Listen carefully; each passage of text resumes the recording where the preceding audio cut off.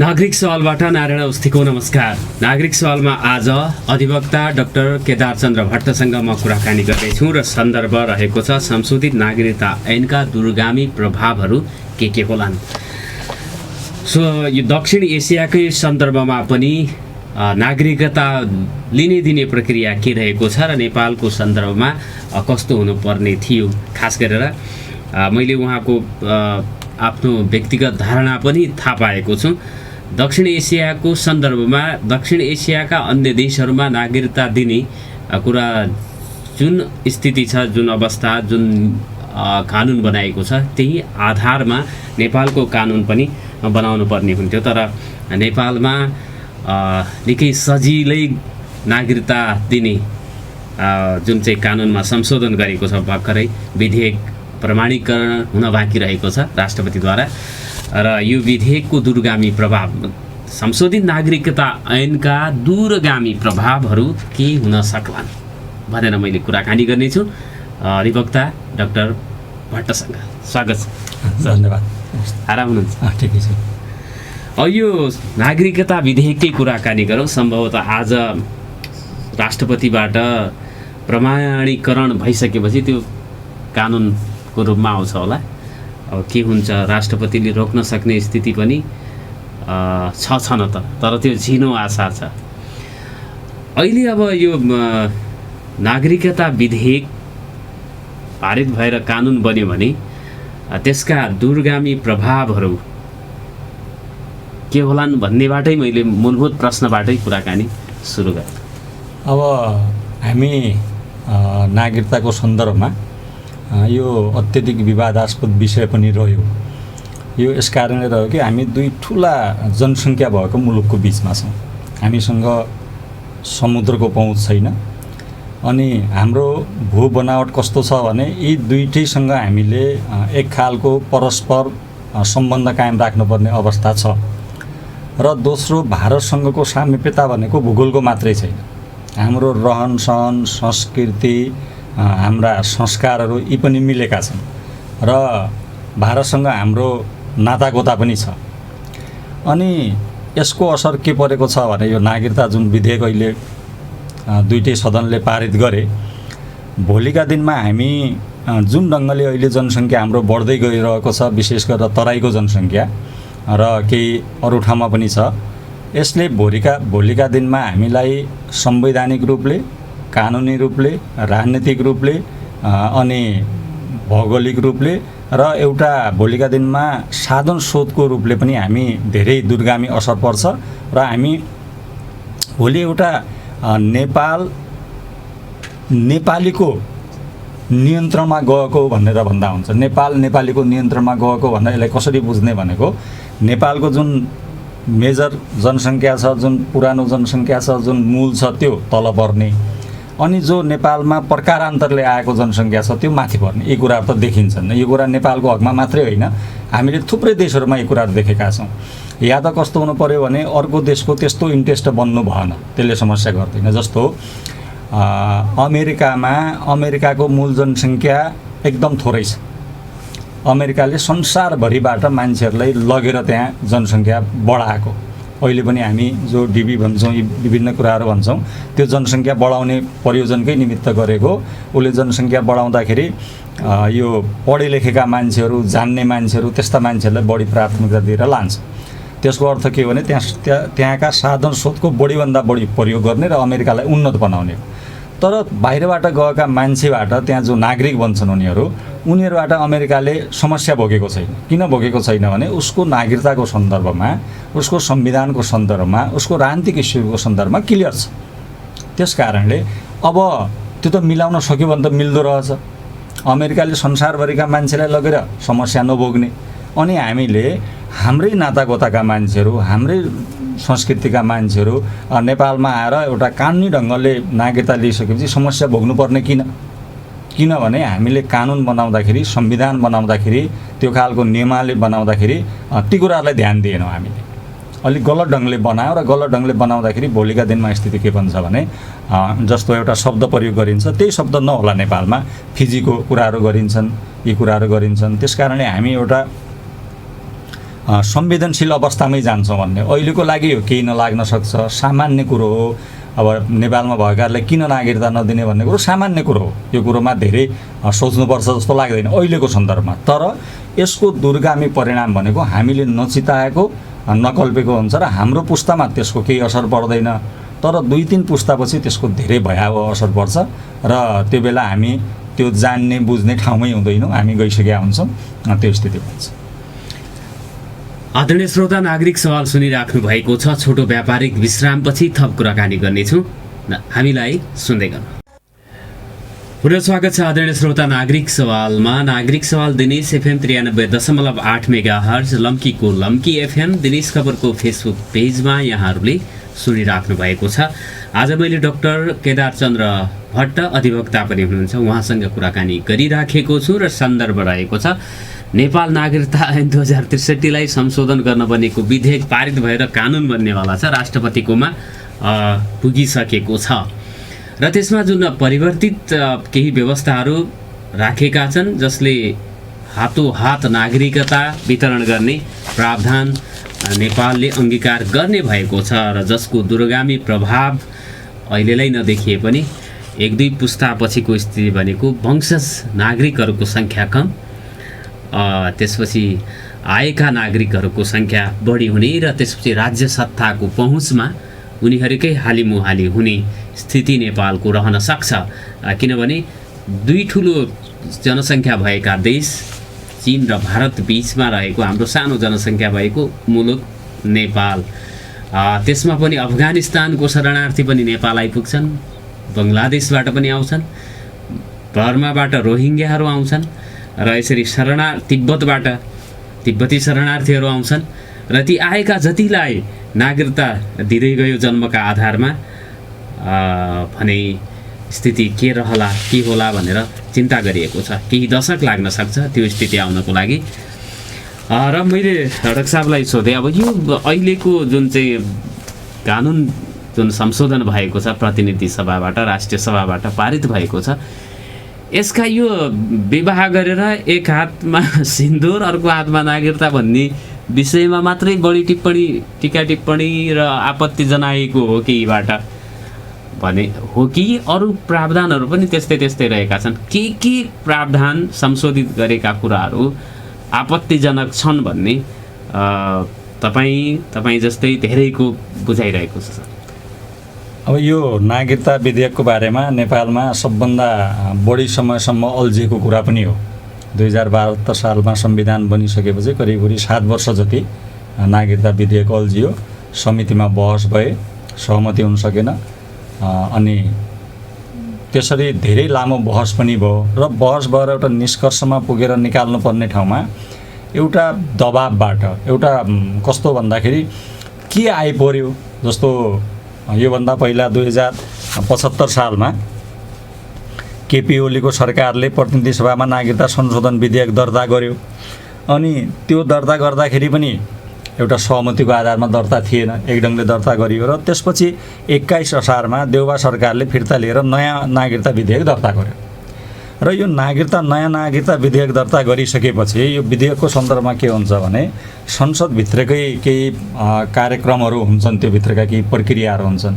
यो विधेयकको सन्दर्भमा ती सबै कुराहरूलाई साइड गर्दै गइयो र फास्ट ट्र्याकबाट पास गराउने नाममा यसलाई यति छिटो र यति कम सङ्ख्याबाट पास गराइयो। त्यो संसदीय अभ्यासमा हुने, संसदीय अभ्यासभित्र राखेको एउटा विशेष प्रावधान के हो भने कुनै बेला इमर्जेन्सी पर्यो, अप्ठ्यारो पर्यो, तुरन्त केही काम नगरी नहुने भयो भने त्यो बेलाको निमित्त उपस्थित सङ्ख्याको बहुमतबाट गर्ने भन्दा कमै उपस्थित भए पनि गर्ने भन्ने एउटा प्रावधान रहेको छ। त्यो भनेको त्यो एउटा विशेष अवस्थाको निमित्त राखिएका प्रावधान हुन्। अनि गभर्मेन्टले के गर्यो भने त्यो प्रावधानलाई लिएर अब एकदमै कम 40-45 जनाकै उपस्थितिमा जसरी यो पास गरियो, एउटा त यसको प्रक्रिया नै मिलेन भन्ने हो। त्यो प्रक्रिया ठिक भएन, यसले संसदीय अभ्यासलाई गलत दिशातिर लैजान्छ र सरकारले, सदनले जे पनि गर्न सक्छ भन्नेतिर लैजान्छ र जनताले सदनलाई जनप्रतिनिधिको रूपमा पठाएका हुन्, सर्वाधिकार दिएर पठाएका होइन। के बुझ्नु पर्यो भने नेताहरूले जो सांसद छन् उनीहरू जनप्रतिनिधि मात्रै हुन्, जनताको जस्तो सर्वाधिकार भएका होइन। त्यस कारणले यो त कस्तो भयो भने हामीले जे पनि गर्न सक्छौँ, जसरी पनि गर्न सक्छौँ भन्ने ढङ्गले गरिएपछि एउटा त आपत्तिजनक विषय त्यो हो प्रक्रियाकै सवालमा, सदनभित्रका एक्सर्साइजहरूको सवालमा। यसले हामीले संसदीय व्यवस्थाको आयुलाई बढाउँदैनौँ, संसदीय व्यवस्थाको गरिमालाई बढाउँदैनौँ, संसदीय व्यवस्थाका ओजपूर्ण कुराहरू छन्, राम्रा कुराहरू छन्, त्यसलाई हामी बढाउँदैनौँ, त्यसको प्रगति हुँदैन। यसले त के हुन्छ भने संसदीय व्यवस्थाको सन्दर्भमा आम जनताप्रति वितृष्णा जाग्छ। यो त ठिक रहन्छ, जे पनि गर्दो रहेछ भन्ने हुन्छ। यस कारणले एउटा त त्यहाँ नै गल्ती गरियो। एक दोस्रो भनेको यो फिर्ता लिइसकेपछि संशोधन जुन प्रस्ताव गरियो, संशोधन प्रस्तावमा पनि केही थुप्रै गल्तीहरू गरियो। यसमा 4-5वटा कुराहरू थपिएका छन्। के भनिएको छ भने मैले यसको नै ल्याएको छु, प्रिन्ट नै ल्याएको छु। नेपाल नागरिकता ऐन 2063लाई संशोधन गर्न बनेको विधेयक प्रस्तावना। नेपाल नागरिक ऐन 2063लाई संशोधन गर्न वाञ्छनीय भएकोले सङ्घीय संसदले यो ऐन बनाएको छ। एक संक्षिप्त नाम र प्रारम्भ। यो ऐनको नाम नेपाल नागरिकता ऐन पहिलो संशोधन 2079 रहेको छ। यो ऐन तुरन्त प्रारम्भ हुनेछ। नेपाल नागरिकता ऐन 2063 को दफा 3 मा संशोधन। नेपाल नागरिकता ऐन 2063 यसपछि मूल ऐन भनिएको छ। दफा 3 को उपदफा 3 को सट्टा उपदफा 3 राखिएको छ। पहिलाको उपदफा हटाइयो।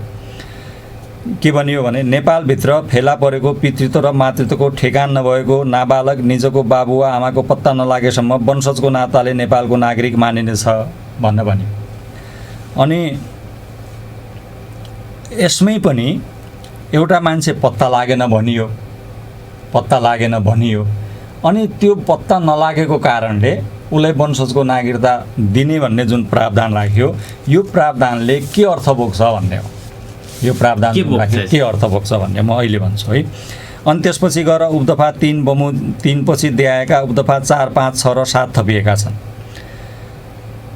अनि थपिएकोमा चाहिँ के राखिएको छ? थपिएकोमा के राखियो भने सम्वत 2072 साल असोज 3 गतेभन्दा अघि जन्मको आधारमा नेपालको नागरिकता प्राप्त गरेको नागरिकको सन्तानले बाबु र आमा दुवै नेपालको नागरिक रहेछन् भने निजको उमेर 16 वर्ष पुरा भएपछि वंशजको आधारमा नेपालको नागरिकता प्राप्त गर्नेछ भनेर भन्यो। यो भनेको के हो भने 2072 असोज 3 भन्दा अगाडि जन्मिएका जति पनि मान्छेहरू छन् उनीहरूका सन्तानले 16 वर्षपछि वंशजको नाताले नागरिकता पाउने भयो, अङ्गीकृत नागरिकता।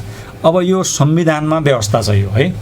अब यो संविधानको व्यवस्थाले के गरिदियो भने यसलाई हामी आधार वर्ष भनेर भन्छौँ। नागरिकता दिन प्रत्येक देशले एउटा आधार वर्ष तोकेको हुन्छ र यो आधार वर्षलाई हामीले नेपालमा बारम्बार चलाउँदै गयौँ। 7 सालदेखि नै चलाइरहेको। सुरुमा हामीले 1950-60 साल भन्यौँ, अनि त्यसपछि गएर बढाउँदै गयौँ र तपाईँको 2046 सालको परिवर्तन भइसकेपछि 2046 साल भन्यो, चैत्र मसान्त भन्यो र अहिले नयाँ संविधान बनिसकेपछि यो भन्यो। 62-63 मा 63 कि यस्तै भनियो। त्यसमा पनि भनियो। त्यसमा पनि भनिएको छ। अब यसले के देखायो भने हामी जति राजनीतिक हामी परिवर्तन हुँदै जान्छ त्यो परिवर्तनको सिधा असर नागरिकता ऐनमा पर्न थाल्यो। यसको अर्थ के हो? नेपालमा के नेपालको संविधानले नेपालका नागरिकहरूलाई, नेपालमा बस्ने मान्छेलाई नागरिकता दिनु हुँदैन भन्ने प्रावधान त कतै राखेको छैन। नागरिकता ऐनलाई यसरी नागरिकता कुरालाई संविधानमै आधार वर्ष संशोधन किन? अब तपाईँको ऐन बनेको छ, यो भारतको संविधान छ। भारतको संविधानले भारतको संविधानले के गरेको छ भने नागरिकता अनुच्छेद 5 देखि 11 सम्म नागरिकताको व्यवस्था गरेको छ। भारतको संविधानले 1950 सम्म जो भारतको नागरिक मानिएको थियो त्यो नागरिकलाई नागरिकता दिने भनेर भन्छ। फेरि भारतको नागरिकता अत्यधिक सन्दर्भमा, नेपालभन्दा पनि अत्यधिक सन्दर्भमा अप्ठ्यारो स्थितिको भारतमा। किन अप्ठ्यारो हो भने भारत र पाकिस्तान विभाजित भए, अनि दुईटा ठुला धर्महरू त्यहाँ आपसमा ठुलो सङ्घर्षको अवस्थामा छन्। अनि भारतबाट पाकिस्तान पनि छुट्टियो, अनि पाकिस्तानबाट बङ्गलादेश छुट्टियो। यसरी बङ्गलादेशका मान्छे पनि भारतमा आउने रोजगारका निमित्त, अनि पाकिस्तानका मान्छे पनि आउने, र यसो हुँदाखेरि भारतमा धेरै ठुलो जनसङ्ख्या पनि बढ्यो र भारतले त्यति ठुलो क्राइसिसको बिचमा पनि नागरिकता विधेयकलाई, नागरिकता ऐनलाई यति राम्रो ढङ्गले अगाडि लगेको छ। भारतमा कहिले पनि हामी नागरिकता ऐनको बारेमा नागरिकताको बारेमा विवाद भएको पाउँदैनौँ। न समाजमा विवाद भएको पाइन्छ तल्लो तहमा, न राजनीतिक तहमा विवाद भएको पाइन्छ, न बौद्धिक तहमा विवाद भएको पाइन्छ। किन विवाद हुँदैन त भने उनीहरूले नागरिकता दिने प्रावधानलाई यसरी इन्डोर गरेका छन् त्यहाँ कि विवाद नहोस्, कमभन्दा कम होस्, र विवाद भए पनि त्यसलाई सरकारी तहबाट सुल्झाउन सकियोस् भनेर नागरिकताको बारेमा, नागरिकता कसरी दिने के दिने भन्ने बारेमा संविधानले सिधै अधिकार गभर्मेन्टलाई दिएको छ। नागरिकताका आधारभूत कुराहरू उसले राखेको छ संविधानमा, त्यो बाहेक सिधै अधिकार संसदलाई दिएको छ। अनि जबकि भारतको संविधान संसारको सबभन्दा ठुलो संविधान हो, त्यति ठुलो संविधानमा पनि त्यति नागरिकताको बारेमा एउटा अप्ठ्यारो हुने स्थितिमा पनि भारतको संविधानले एउटा सन्तुलित ढङ्गले अगाडि बढेको छ। अनि यसरी हेर्दाखेरि भारतले 1950 देखि अहिलेसम्म आधार वर्ष चेन्ज गरेन। अनि नेपालले 2007 देखि अहिलेसम्म प्रत्येक राजनीतिक परिवर्तनसँगै आधार वर्ष चेन्ज गर्दै गयो। यसले के गर्छ भने हामी यो बहुदल भनेको, लोकतन्त्र भनेको भोटको राजनीति मात्रै होइन। हाम्रा नेताहरूले यसलाई भोटको राजनीतिको रूपमा बुझे। यो मनको राजनीति पनि हो, मतको मात्रै होइन।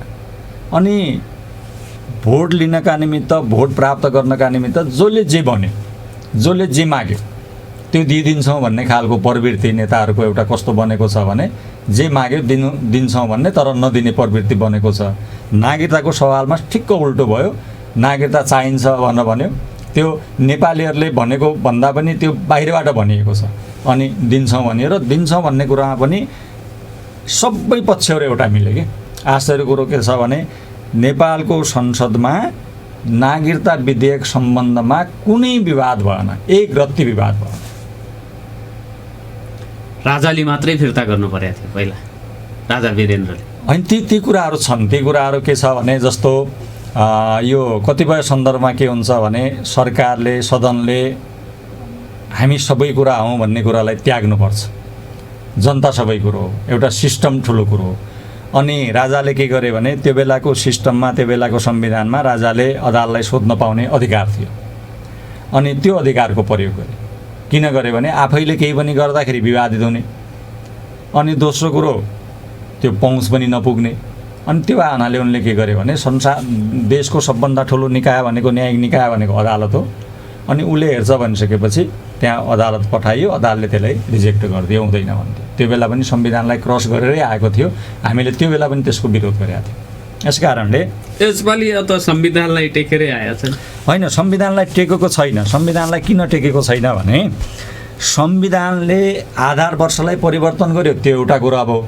आधार वर्षको बारेमा एउटा कुरा हो। तर आधार वर्षलाई परिवर्तन गर्यो भन्नुको अर्थ नागरिकता जसलाई पायो त्यसलाई दियो भने त होइन, फेरि त्यो होइन। अब यहाँ के गर्यो भने यो संविधानले के गर्यो भने यो उरुले संशोधनले नेपालको नागरिक आमाबाट नेपालमा जन्म भई नेपालमा नै बसोबास गरेको र बाबुको पहिचान हुन नसकेको व्यक्तिले वंशजको आधारमा नेपालको नागरिकता प्राप्त गर्नेछ भनेर भन्यो।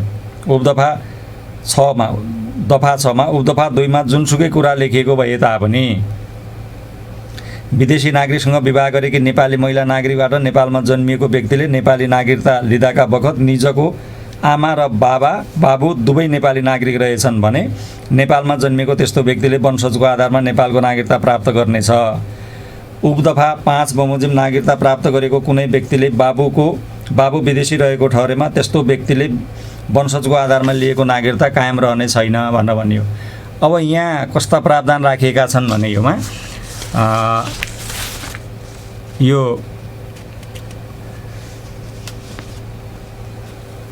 4मा मूल ऐनको दफा 8मा संशोधन गरेर के भनिएको छ भने एउटा खण्ड थपियो।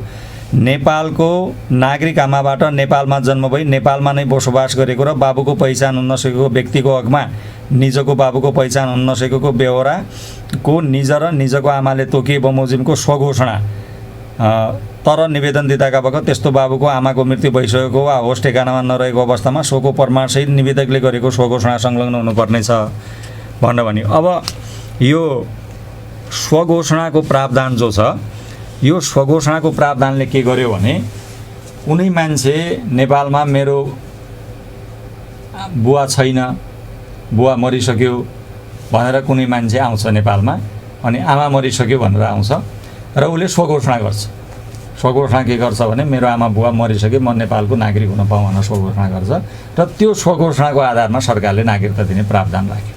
त्यो व्यक्तिको जन्म दर्ता खोजिएला होइन, जन्मदर्ता त आमा बुवा मरिसकेपछि उसलाई के थाहा हुन्छ? अब जन्मदर्ता हुन्थ्यो हुँदैन थियो उसलाई त केही थाहा नै छैन, आमा बुवा पहिला नै मरिसक्यो।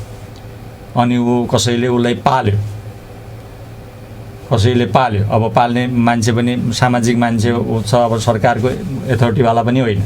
अनि उसले स्वघोषणा गरेर के भन्यो भने मेरो आमा छैन, बुवा छैन, या दुवै छैन, नागरिकता पाऊँ भनेपछि दिने प्रावधान राख्यो। यो किन? यसले के गर्छ भने तपाईँका नियोजित रूपमा नागरिकता भन्ने कुरो आजको भोलि पाइने कुरो पनि होइन। नागरिकता भन्ने कुरो एउटा लामो प्रोसेसबाट पाइने कुरो हो। एउटा तपाईँले 20 वर्ष 30 वर्षको प्रोसेसमा जानुहुन्छ भने अब ल नेपालमा 10 लाख जनसङ्ख्या बढाउने भनेर भन्यो भने अहिलेदेखि योजना बनाउँदाखेरि तपाईँको 15-20 वर्षमा 20 लाख जनसङ्ख्या बढाउन सकियो।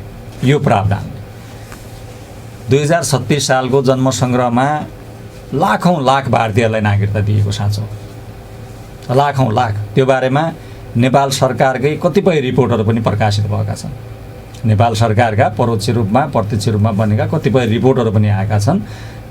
त्यो बेला लाखौँ लाख मान्छेलाई नागरिकता दियो पञ्चायतमा। त्यो किन दियो भने त्यो अधिकारी किन त्यसरी इन्भेस्टिगेसन गरियो भने अब सूर्यबहादुर थापालाई प्रधानमन्त्री बनाइयो र दरबारको एउटा निर्देशन के भयो भने जसरी पनि पञ्चायतलाई जिताउनुपर्छ भन्ने निर्देशन भयो र पञ्चायतलाई जिताउनका निमित्त अब नेपालमा बहुदलको हावा बढी चलेको त्यो बेला। अनि त्यसपछि अब भारतीय पक्षसँग कुरा गरेर नेपालमा जिताउनको निमित्त भारतीयहरूलाई नै नागरिकता दिने प्रावधान गरेर नागरिक बनाएर त्यसरी जिताइयो। जिताइसकेपछि दरबार पनि जितेकोमा त खुसी भयो, पञ्चायतले जितेकोमा। यो कसरी जितिएको भनेर भन्दाखेरि बुझ्दै जाँदाखेरि केही बाहिरका मान्छेहरूलाई नागरिकता दिएको भन्ने कुरा खुलिसकेपछि उसले एउटा अनुसन्धान गर्न लगायो त्यो बारेमा। के हो त भनेर अनुसन्धान गर्दै जाँदाखेरि अब लाखौँ लाख मान्छेलाई नागरिकता दिएको। अनि त्यसपछि दरबार र थापा बिच पनि टसल पर्यो। अनि त्यसपछिका सम्बन्धहरू सूर्यबहादुर थापासँग धेरै राम्रा रहेका छैनन् कतिपय सन्दर्भमा। त्यसो भयो। त्यस कारणले यो नागरिकतालाई एउटा ठुलो हतियारको रूपमा मान्यो र यो नागरिकता विधेयकको सबभन्दा अप्ठ्यारा कुराहरू के हुन् भने एउटा विदेशी महिलाले नेपालमा बिहे गर्ने बित्तिकै नागरिकता पाउने कुराहरू। यसमा एकैछिनमा हामी जाउँला। 8 बजेको छ, छोटो व्यापारिक विश्राम। व्यापारिक विश्रामपछि थप कुराकानी गर्नेछौँ। नागरिक सवाल सुन्दै गर्नु। पुनः स्वागत छ आदरणीय श्रोता नागरिक सवालमा। नागरिक सवालमा नयाँ नागरिकता विधेयकमा सरकारले के छेडखानी गर्यो अथवा के थपेर त्यसलाई कानुनको रूप दिँदैछ भनेर पारित गरिसकेको छ। राष्ट्रपतिबाट प्रमाणीकरण हुन मात्रै बाँकी रहेको छ। सम्भवतः आज भोलि त्यो प्रमाणीकरण भएर तुरुन्तै लागू हुनेछ र त्यसपछि नेपालमा विवाह गर्ने बित्तिकै पनि नागरिकता प्रदान गर्न सकिने अवस्था रहन्छ। अब यो वैवाहिक जुन नागरिकता छ नि सर, यो विषयमा पहिला के प्रावधान थियो र अहिले अब संशोधित कानुनमा कस्तो सजिलो बनाइदिएको अवस्था हो? अब यो कस्तो हो भने हामीलाई यो नागरिकताको बारेमा नागरिकता दिनु हुँदैन भन्ने मान्यता कसैको छैन। मलाई लाग्छ कुनै पनि जनप्रतिनिधिले नेपालमा नेपालीहरूलाई नागरिकता दिनु हुँदैन भन्ने मान्यता राख्दैन। तर यो नागरिकता किन संवेदनशील बन्यो भने नामै लिएर भन्नुपर्दा भारतले खेल्न खोज्यो नागरिकताको सन्दर्भमा, नागरिकलाई एउटा हतियारको रूपमा प्रयोग गर्न खोज्यो। अनि अब हतियार त एउटा भौतिक वस्तु हो, अब मान्छे त मानवीय वस्तु हो, मान्छेसँग भावना पनि हुन्छ। अनि मान्छेलाई नै हतियारको रूपमा प्रयोग गर्न खोजिसकेपछि त्यो अत्यधिक शक्तिशाली हुन्छ, फेरि अत्यधिक विस्फोटक हुन्छ। अनि भारतले यो जो मानव बमको रूपमा नागरिकतालाई नागरिकलाई प्रयोग गर्न खोज्यो, यसले के गर्यो भने विश्वव्यापी रूपमा नागरिकका जुन अन्तर्राष्ट्रिय मान्यताहरू छन् यसलाई पनि सत्विसत गर्यो। यो त एउटा डिबेटको विषय नै बन्नुपर्छ। जस्तो नागरिकको सवालमा दुईवटा कुराहरू महत्त्वपूर्ण कुरा हुने कुराहरू, एउटा सङ्गनिस भनेर भनिन्छ, जस सङ्गनिस भनेर, एउटा जस सोलिस भनेर दुईवटा अन्तर्राष्ट्रिय मान्यताहरू छन्। एउटा रक्त वंश सम्बन्धको आधारमा, एउटा जन्मस्थानको आधारमा भनेर। यो नेपालमा भएका नेपालमा जन्मेका मान्छेलाई नागरिकता दिने कुरो कुनै आपत्तिजनक कुरो होइन। तर आपत्तिजनक कुरो कहाँनिर हो भने चाहे त्यो भारतमा जन्मेको होस् चाहे त्यो नेपालमा जन्मेको होस्, कसैले नेपालको देशका हितका विरुद्ध काम गर्छ भने त्यो देशद्रोही नै हुन्छ। नेपालमा जन्मेर कसैले नेपालको विरुद्ध काम गर्यो भने त्यसलाई सरकारले जनताले राम्रो काम गर्यो त भन्दैन, त्यसलाई पनि सजाय हुन्छ, कानुन बमोजिम हुन्छ। अनि भारतमा जन्मेर उसले कानुन बमोजिम नेपालको नागरिकता लियो र उसले पनि बदमासी गर्यो भने यो त मित्र राष्ट्रको भनेर त भनिँदैन, उसलाई पनि त्यही अनुसार सजाय हुन्छ। त्यस कारणले नागरिकको हैसियतले गर्ने जसले पनि बेइमानी गर्यो त्यसलाई सजाय हुने कुराहरू एउटा भयो। तर यो नागरिकतामा के गर्यो भने नेपालमा जन्मिएको कुरालाई देखाएर, नेपालमा विवाह भएको कुरालाई देखाएर एउटा स्ट्राटेजिक रूपमा जुन कुराहरू अगाडि आए त्यो संवेदनशील कुरा हो। र यो बारेमा मैले यो भनेर होइन, मैले आरोप लगाएको होइन। हाम्रा छोरीबेटीहरू हाम्रा विदेशमा पनि छन्, उनीहरूका हाम्रो घर परिवारका छोरी बुहारीहरू छन्, यो आरोप लगाएको होइन। यो भारतले नै, भारतको सरकारले नै यो कुरा भनेको। भारतका अहिलेका रक्षा मन्त्री, पहिलेका गृहमन्त्रीले संसदमै के गर्ने भने भारतीय मूलका मान्छेहरूको नेपालमा 33% मान्छेले नागरिकता लिइसके भनेर उनले आधिकारिक रूपमा भनेका छन् है। अनि आधिकारिक रूपमा भनिसके अब यो रेसियो हाम्रो बढ्दै गइरहेछ भनेर भनेका छन्। यो भन्नुको अर्थ के हो? म 1950 को एउटा स्मरण गराउँ। 1950 मा जवाहरलाल नेहरूले भारतको संसदमा एउटा स्पिच दिए। उनले के भने हिमाल से लेके गंगा का मैदान तक का एरिया भारत का है भनेर। त्यो भनिसकेपछि त्यसले त नेपाललाई समेट्यो पुरै। हिमालदेखि गंगाको मैदान भनेपछि नेपाल त पुरै त्यो भित्र पर्यो, समेटिसकेपछि अब त्यसको नेपालीले विरोध गरे। त्यो बेलाको अब अहिलेको जस्तो चेतनशील अवस्था पनि थिएन, मिडिया पनि थिएन, तर जे जति थियो त्यो बेला सशक्त रूपमा विरोध भयो। र नेपालका गृहमन्त्री त्यो बेला बीपी कोइरालाले पनि विरोध गरे। उनले के भने यो एकदम गलत हो, नेपालको सिमाना हिमाल हो, उत्तरको सिमाना र दक्षिणको सिमाना तराई हो भनेर भनिसकेपछि अनि भारतलाई एउटा दबाब पर्दाखेरि भारतले फेरि त्यो कुरोलाई फिर्ता लियो, सदनमै फिर्ता लियो। जवाहरलाल नेहरूले नेपालको सार्वभौमसत्तालाई हामी सम्मान गर्छौँ भने। तर यो नागरिकताको सवालमा यो कुरा उठिसकेपछि पनि न नेपालको कुनै नेताले भारतसँग औपचारिक रूपमा यो कुरा उठ्यो भनेर जानकारी गरायो, न नेपालबाट त्यो खालको सन्देश त्यहाँ गयो, न भारतीय नेताहरूले नेपालको मिडियामा नेपालका जनताले यसरी यो कुरा बोले भनेर, न भारतका नेपालका जनताले बोले भनेर भारतका नेताले त्यसलाई रियलाइज गर्ने, त्यसलाई सुधार गर्ने काम गरे। यसले के देखाउँछ भने एउटा योजनाबद्ध तरिकाले यो नागरिकता अगाडि आयो। र नागरिकता अगाडि आउँदाखेरि सुरुको प्रावधान के थियो भने यो जुन नागरिकता विधेयक दर्ता भएको थियो त्यसमा विदेशी महिलाले नेपाली नागरिकसँग बिहे गरेमा 7 वर्ष पछि नागरिकता पाउने भन्ने प्रावधान थियो। र त्यो प्रावधानलाई भारतले नेपालले हटा।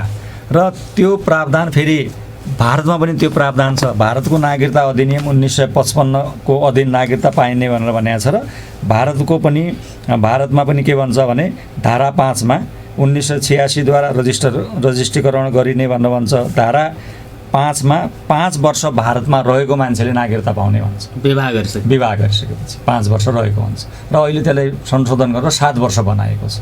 यो भारतीय त्यो महिला र पुरुष दुईटैको हकमा लागू हुन्छ। महिलाको हकमा पनि भयो, पुरुषको हकमा पनि भयो, महिलाको हकमा भयो। अनि यो प्रावधान भारतमा छ। अब नेपालमा के भयो भने यो प्रावधान भारतमा पनि छ भनेर भन्दाखेरि केही लेख्ने मान्छेहरूले, केही आर्टिकल लेख्ने मान्छेहरूले मैले पढेँ, उनीहरूले के तर्क दिए भने होइन भारतले त श्रीलङ्काको कारणले यसो गरेको या फलानु देशको कारणले यसो गरेको भन्ने तर्क दिएर त्यसलाई जस्टिफाई गर्न खोजे। अब मैले उहाँहरूले किन यसो लेख्नुभयो भन्ने होइन, प्रत्येक लेखकको, प्रत्येक बोल्ने मान्छेको आफ्नो स्वतन्त्रता कुरो हो, सम्मान गर्ने कुरो हो। मैले मात्र यो कुरोलाई किन जोड्न खोजेको हो भने नागरिकताको सवालमा भारतले त्यसो गरेको छ र नेपालले त्यसो गर्नुपर्छ भन्न खोजेको पनि होइन। खोजेको के मात्रै हो भने नेपालमा आइसकेपछि एउटा अन्तर्राष्ट्रिय कानुनलाई पनि मेच गर्ने गरी जाँदाखेरि त्यसले राम्रो सन्देश दिन्थ्यो भन्ने हो। अब त्यो बेलासम्म के गर्ने त? त्यो बेलासम्म 5 वर्ष 7 वर्षमा नागरिकता नपाएर उनले के गर्ने भन्दाखेरि त्यो बेलासम्म अस्थायी रूपमा उनीहरूलाई एडप्ट गर्न सकिन्छ। त्यसका वैकल्पिक प्रबन्धहरू गर्न सकिन्छन्। नेपालको नागरिक हुनका निमित्त वैकल्पिक रूपमा उनलाई अस्थायी निस्सा दिने, अस्थायी रूपमा एथोरिटी दिने, त्यो गर्न ग्रिन सकिन्छ। कार्ड, रासन कार्ड भन्ने हो। जस्तो भारतमा रासन कार्ड दिन्छ, नागरिकता के अरे यो मतदाता नामावलीमा नाम लेखाउन भोट हाल्न दिन्छ, तर नागरिकता दिँदैन। त्यस कारणले वैकल्पिक व्यवस्था गर्न सकिन्थ्यो। यो तर्क त के गर्यो भने ल बिहे गरेर ल्याउने, अनि बिहे गरेर ल्याएपछि घरमा ल्याउने, त्यो दासी बनाएर राख्न पाइन्छ, त्यो त तुरन्त दिनुपर्छ भन्ने जुन एकदमै यो बेठिक तर्कहरू निस्के, यी तर्कहरू राजनीतिक रूपमा अत्यधिक संवेदनशील छन् र राजनीतिक रूपमा हामी एउटा चक्रव्यूहमा फँसेका छौँ भन्ने हो। नागरिकता विधेयकलाई मैले एउटा चक्रव्यूहकै संज्ञा दिन्छु। यसलाई ठिक ढङ्गले हामीले लान सकेनौँ भने यसले भोलिको दिनमा नेपाललाई एउटा भयावह परिस्थितिमा लैजान्छ। अब यो अन्तर्गत जस्तो कि अरू देशबाट शरणार्थी भएर आएकाहरूका चाहिँ हकमा के हुन्छ? उहाँहरूले पनि जन्मको आधारमा पाउँछ? अब यो शरणार्थी भएकाहरूको हकमा भनेर यहाँ बोलेको छैन, यो विधेयकमा बोलेको छैन।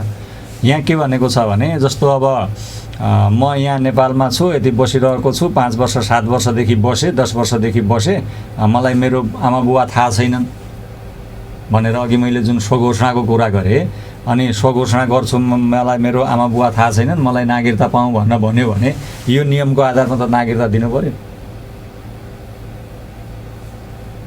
शरणार्थीको मात्रै होइन, कुनै गुपचुपमा आएर मान्छे बस्यो, सबै मान्छे शरणार्थी त हुँदैनन्। अब शरणार्थीको सन्दर्भमा त फेरि कस्तो छ भने नागरिकताको सन्दर्भमा शरणार्थी सम्बन्धी अन्तर्राष्ट्रिय कानुनहरू छन्, अन्तर्राष्ट्रिय अभिसन्धि छन्, हामीले पनि त्यसमा दस्तखत गरेका छौँ। अब त्यो पनि तानिने भयो, त्यहाँ त्यसलाई पनि आधार मान्नुपर्ने भयो।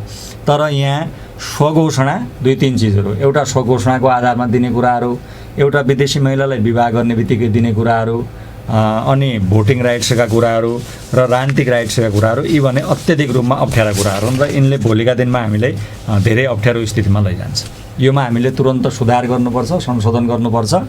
नेपालीहरूलाई नागरिकता दिने सवालमा हामीले उदार बन्नुपर्छ, त्योमा कुनै अप्ठ्यारो छैन, पूर्ण रूपमा उदार बन्नुपर्छ। तर त्यो उदारता कहाँ गएर रोकिनुपर्छ भने नेपाल राष्ट्रको ऐत हुने सन्दर्भमा त्यो उदारता रोकिनुपर्छ। अब यो जुन चाहिँ कानुन बनिसकेपछि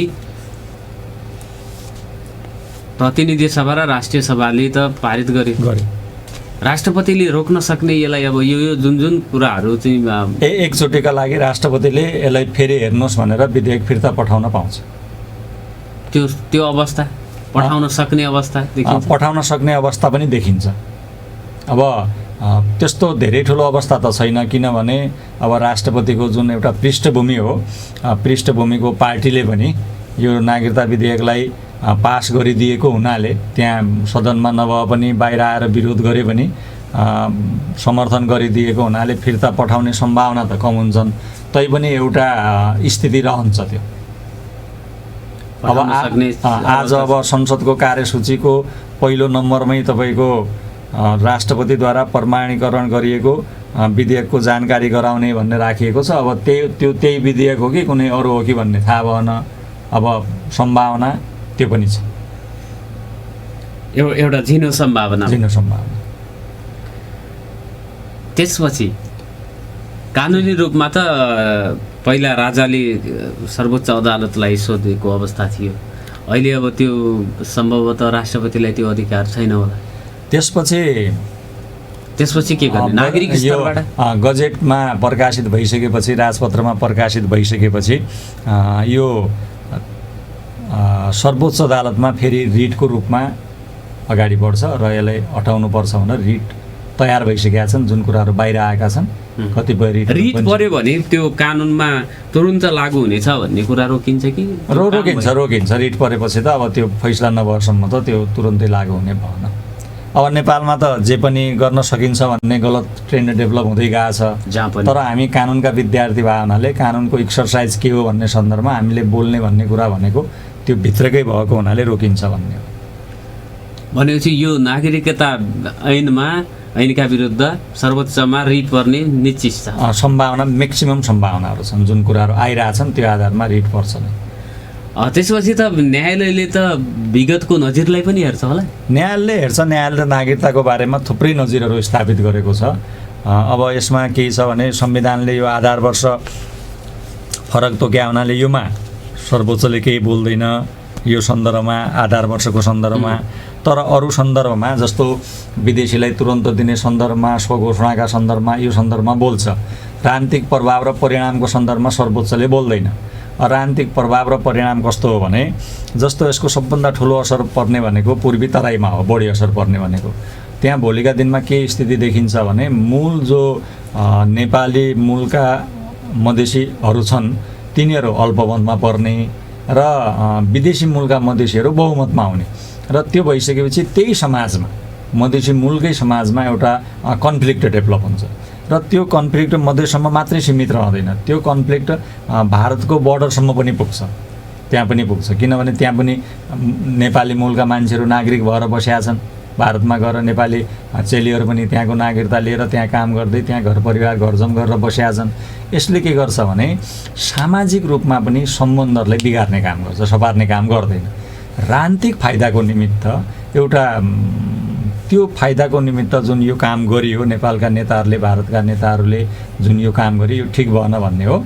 र अब कसैले भन्ला होइन यो त खालि आरोप हो, खालि भारतलाई आरोप लगाएर नेपालमा अब विदेशबाट आउनको लागि के छ र को आउन चाहन्छ? नेपालको विकासको गति र भारतमा पाउने सुविधा र विकासको गति हेर्दा त धेरै फरक छ। भारतबाटै उत्तर प्रदेश बिहारबाटै को आउँछ नेपालमा नागरिक हुन भनेर पनि भनियो नि त। होइन अब त्यो भन्न त भनिने कुराहरू भए को आइरहेछन् भनेर त त्यो जनसङ्ख्याको वृद्धि दरले नै देखाइरहेछ नि। जस्तो अब जनसङ्ख्याको वृद्धि दरले सबै कुराले के देखाइरहेछ भने हामी संवेदनशील अवस्थामा छौँ। अहिले अब नेपालको जनसङ्ख्या भनेको 2,91,92,92,480 यो अलिक बढ्यो, यो प्रारम्भिक सर्वेक्षणको मैले लिएको छु। अब यसको वृद्धि दर के छ भने हिमालमा 6.09%, पहाडमा 40.25% र तराईमा 53.66% वितरण। अब यो वृद्धि दर, यसको जुन वृद्धि दर बनेको छ है, यो वितरण भयो। वितरण यसरी यति प्रतिशत छ, 53 थियो, 51बाट 53 भयो। 53 भयो, यसरी बढिरहेको छ। अनि भारतको जनसङ्ख्या अहिले 150 करोड भनिएको छ र बिहारको जनसङ्ख्या तपाईँको 14 करोडभन्दा माथि भनिएको छ अहिले। उत्तर प्रदेशको पनि अब उत्तर प्रदेशको त अझै बढी छ जनसङ्ख्यामा, बिहारभन्दा पनि माथि हो। सबभन्दा बढी उत्तर प्रदेश, त्यसपछि महाराष्ट्र, त्यसपछि तेस्रो नम्बरमा बिहार हो। त्यस कारणले 14-15 करोड जनसङ्ख्या बिहारको छ। अनि टोटल नेपालको जनसङ्ख्या भनेको 3 करोड पनि पुगेको छैन। यो स्थितिमा नेपालमा को आउँछन् भनेर सोध्यो भने त के उत्तर हुन्छ र? त्यो त सिधै भारतमा रोडमा सोध्नेहरू मात्रै पनि केही प्रतिशत आयो भने होइन। यो कस्तो छ भने नागरिकतालाई यिनीहरूले, नेताहरूले, नेपालका नेताहरूले भोट ब्याङ्क बनाए।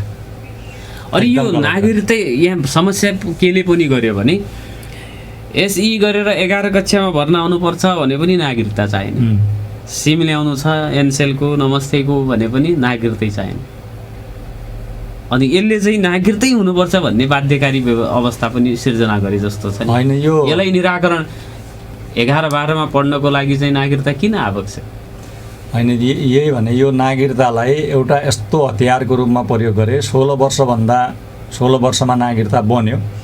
अब यो जुन नागरिकताको अहिलेको तथ्याङ्क छ, यो तथ्याङ्कले पनि के देखाउँछ भने हामी नागरिकताको सवालमा अत्यधिक संवेदन हुन सकेनौँ। जसले जे भन्यो त्यो गर्दै गयौँ विश्वमै। अब यो व्यवस्था नागरिकतालाई राजनीतिक हतियारको रूपमा कसरी प्रयोग गरिन्छ भन्ने एउटा अन्तर्राष्ट्रिय उदाहरण दिउँ। पेरु भन्ने देशमा एकजना राष्ट्रपति भयो, फुजिमोरो भन्ने, अल्बर्टो फुजिमोरो। उनले 15-20 वर्ष धेरै लामो समय राष्ट्रपति शासन चलाएर उनको राष्ट्रपति शासनकालमा यो एउटा साइनिङ पाथ भन्ने आन्दोलन त्यहाँ डेभलप भइरहेको थियो, कम्युनिस्ट आन्दोलन। र त्यसका नेता गुन्जामान गुन्जालोलाई समात्ने र कम्युनिस्टहरूलाई त्यहाँबाट मार्ने एउटा ठुलो अभियान चल्यो र त्योमा उनी सफल भए। र त्यसपछि उनी राष्ट्रपतिबाट पनि हटेथे। त्यो हटिसकेपछि उनले गरेका कतिपय बदमासीहरूको बारेमा आन्दोलन भइसकेपछि उनले गरेका भ्रष्टाचारहरू, बेइमानीहरू बाहिर आइसकेपछि, धेरै ठुलो आन्दोलन भएपछि उनी त्यहाँबाट भागिसकेपछि उनको बारेमा आन्दोलन हुँदै जाँदाखेरि, उनलाई फिर्ता पठाउनुपर्छ भन्ने माग हुँदै जाँदाखेरि अनि उनी जापानी नागरिक ठहरे र जापानले त्यो मेरो नागरिक हो त्यहाँ दिँदैन भन्नुभयो। भने अब यो कसरी भयो त? एकजना मान्छे जापानको नागरिक पेरुमा गएर राष्ट्रपति हुने र पेरुकै मान्छे हुनु न त? पेरुका हुन् भने त जापानले मेरो नागरिक हो भन्ने कुरै भएन, उनी जापानी हुन्।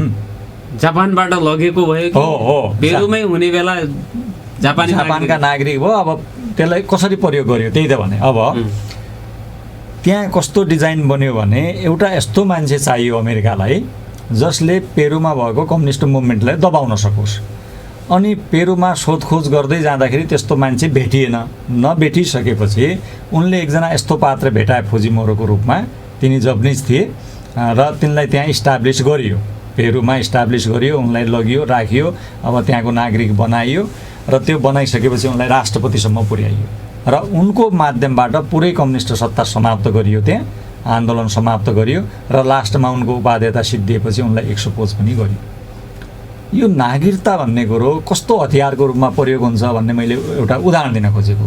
नेपालको सन्दर्भमा त्यत्तिकै नहोला, मैले अहिले त्यति शङ्का पनि गर्दैन, तर नेपालको कालान्तरमा नेपालको सन्दर्भमा एउटा डर के मात्रै हो भने नेपालको दक्षिण तराईलाई बढी आक्रान्त बनाउने, उसरी पनि सबभन्दा गरिबी स्थितिमा रहेको छ।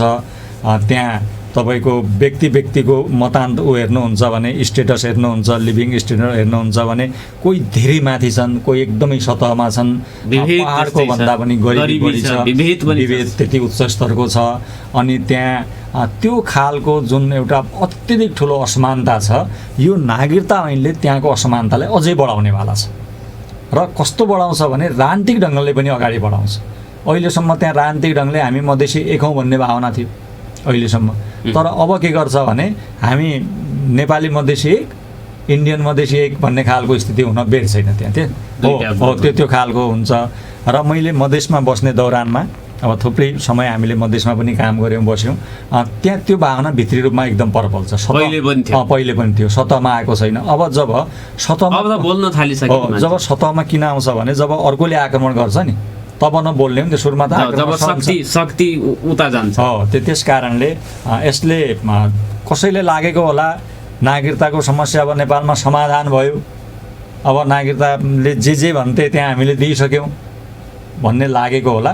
तर नागरिकताको एक्चुअल समस्या जुन ढङ्गले नागरिकतालाई इन्डोर गरिएको छ, एक्चुअल समस्या अब देखा पर्छ। यो सिक्किममा पनि भारतले नेपाली मूलका दार्जिलिङका मान्छेहरूलाई त्यहाँको नागरिक बनाएको रहेछ। लेप्चाहरू अल्पमत परिसकेपछि त्यहाँ पनि संविधान सभाको चुनाव भएको, के हेरौँ भने ल्यान्डो दोर्जेलाई प्रयोग गर्ने प्रकरणमा पनि त्यो नागरिकहरू प्रयोग भएका रहेछन् नि। त्यो स्थिति आउन सक्छ होला, एकदम आउन सक्छ। अहिले हामी रुसको स्थिति हेरौँ। रुसले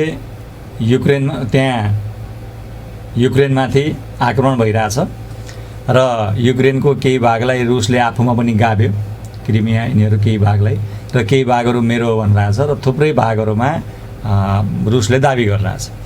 अब त्यहाँ के हो भने, त्यो हुने कारण के हो भने त्यहाँ ठुलो मात्रामा रुसका भाषा बोल्ने मान्छेहरू छन्, रुसी भाषीहरू छन्। तिनीहरू पहिला रुसबाट गएर त्यहाँ बसेका भयो।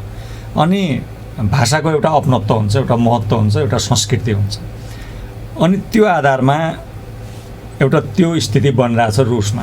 युक्रेनमा पनि राष्ट्रवादीहरूले रुसी भाषा बोल्नेहरूमाथि अत्याचार गर्यो। अब यसले के देखाउँछ भने नेपालमा पनि भोलिका दिनमा यो भाषालाई भाषाको मुद्दा त पहिल्यैदेखि छ। फेरि भाषाको मुद्दा पहिलेदेखि छ। नेपालको सन्दर्भमा फेरि एउटा फरक के हो भने संसारभरिका देशमध्ये नेपाल एउटा यस्तो देश हो जुन सानो देशमा